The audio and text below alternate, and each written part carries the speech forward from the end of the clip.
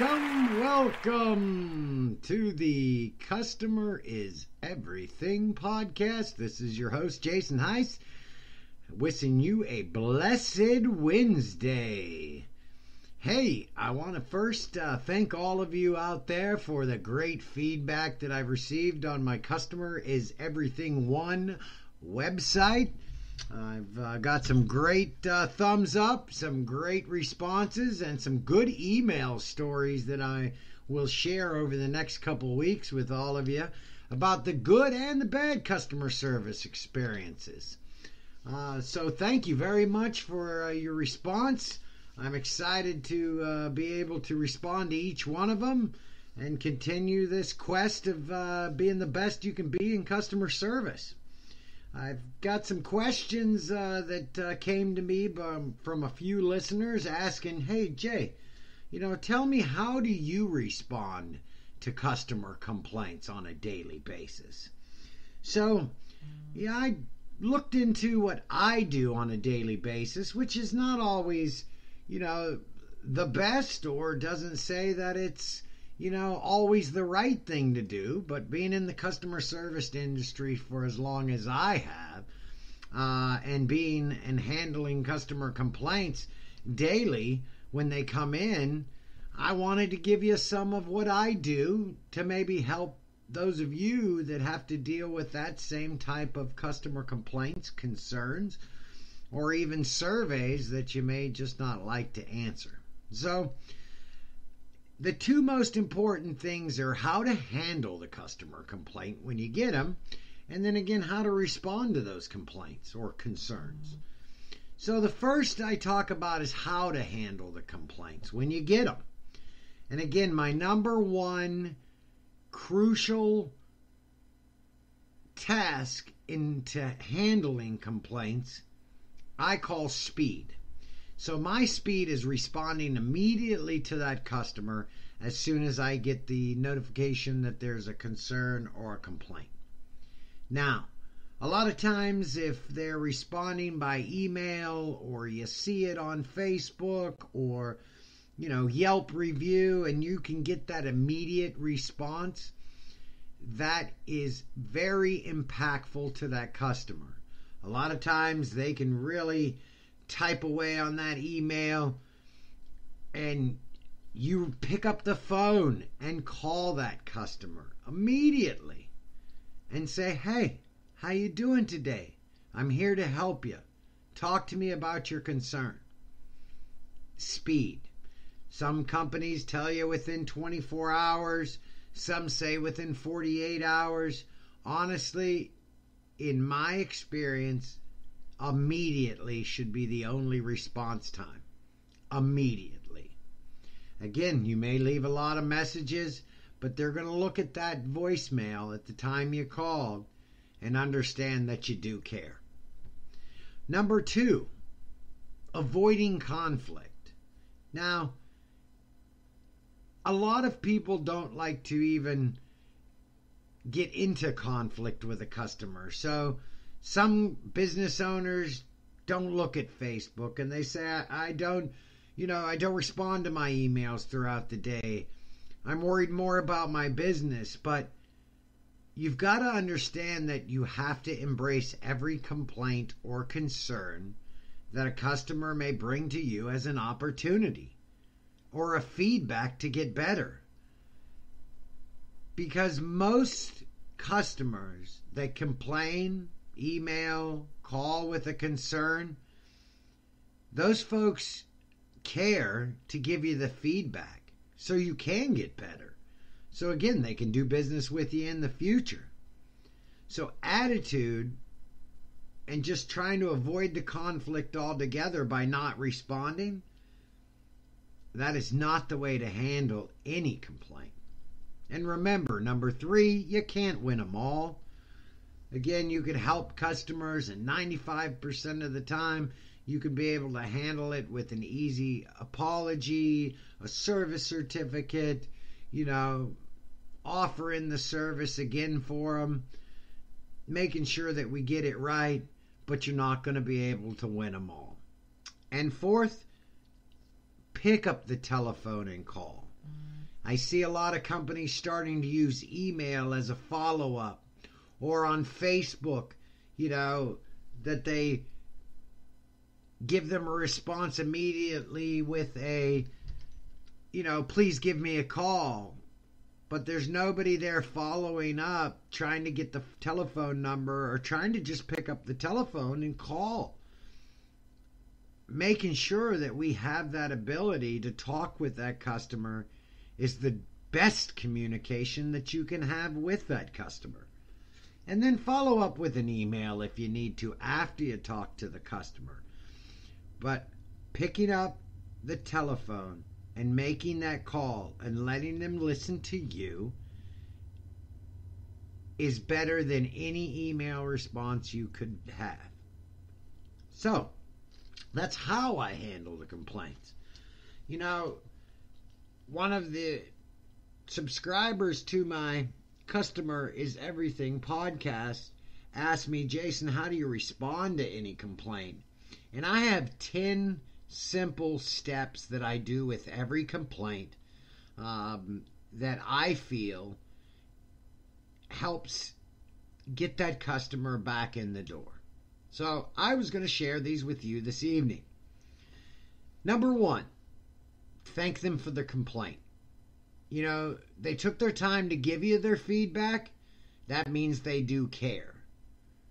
So the first thing you need to do is thank them for the complaint. Number 2, treat them like they're a human being. I see so many times when I show a concern for a service or a restaurant, I get the call back from a manager or from somebody in their customer service department, and honestly, it sounds scripted. It sounds like they're reading off a piece of paper, and it doesn't sound human. And most customers and most people can feel that. So you need to be authentic, be real. Talk with that customer by the first name basis. But again, treat them like they're a human being. Number 3, apologize for the experience. A lot of times, that's what the customer wants, is to apologize for the experience that they received. And again, whether it was you, whether it was one of your managers, it doesn't make a difference. They want to hear the apology for the experience, the incident, or the issue that they had in your store or restaurant. Number 4, acknowledge the issue, their complaint or their concern, but you gotta listen. So when you're talking to that customer and you're responding to that complaint, take some notes, acknowledge that issue, and then read that issue back to them and acknowledge that issue or that complaint or even concern, as small as you may think it may be. Number 5, hear them out. A lot of times customers can get raised voices. Again, depending on the situation, sometimes it was a scary situation. I've been under that customer complaint many times where it really upset that customer on their visit to your store. And you can hear it in their voice that they're getting louder and louder and louder. We as customer service representatives must remain calm. Don't be defensive. Don't be quick to jump back and defend something that you know nothing about, or that you need to let them tell their side of the story. You need to hear them out. Number 6, take responsibility for the complaint. A lot of times you'll hear that customer service manager say, I'm sorry, I'm sorry, I'm sorry, I'm sorry. But many times they just want you to make sure that you take responsibility for the issue or that complaint or that situation that they had in your store. And you need to let them know that you take full responsibility for the issues that they had. Number 7, promise to improve. Many times,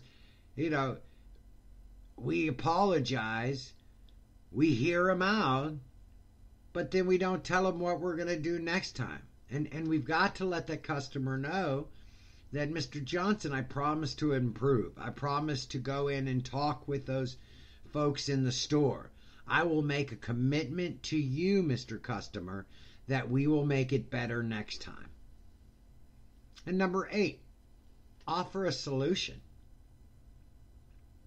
Sometimes you get to number 7 and you don't need to offer a solution. The solution has already been made. They appreciate that you apologize for the experience. You took the responsibility. You heard them out. And then you promised to improve them. But sometimes you need to go above and beyond, and you need to offer a solution. Again, the ultimate goal to respond to any complaint is to get the customer to come back to you and get that customer to continue to do business with you. So you may need to offer that solution, whether it be a service certificate, the next service is on us, additional discount on other services that they need. But again, that is key.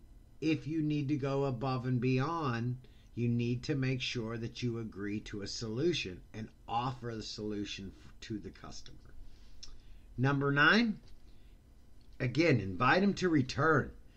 Mr. Johnson, I apologize. Please give me a second chance to earn your business. If you give me the opportunity to earn your trust, you're never going to want to go anywhere else. I promise you, we will make that change. I promise that we will improve.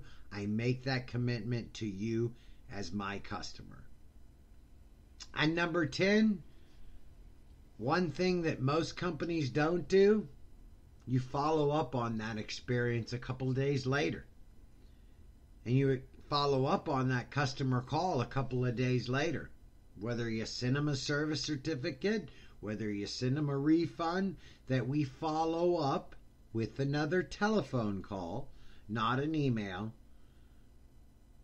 in the next couple days after talking to the customer to make sure that they are truly satisfied.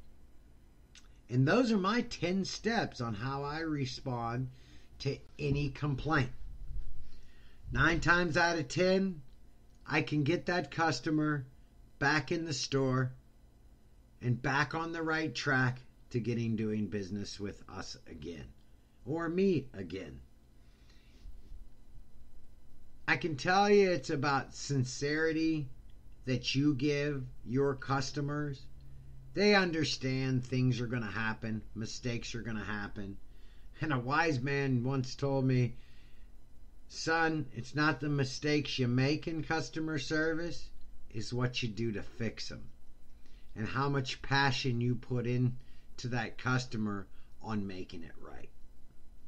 So that's what I've got this evening. As I told you, it was going to be short and sweet. I wanted to respond to some of these great comments and feedbacks I got from you earlier this week and answer those questions on how to handle customer complaints when you get them, and then how to respond to any complaint. I really enjoyed all the feedback and the help as I go forward in this podcast, and I wanted to thank each and every one of you personally. I hope you all have a great day, and remember, make the customer the hero of your story. Have a good evening. See ya.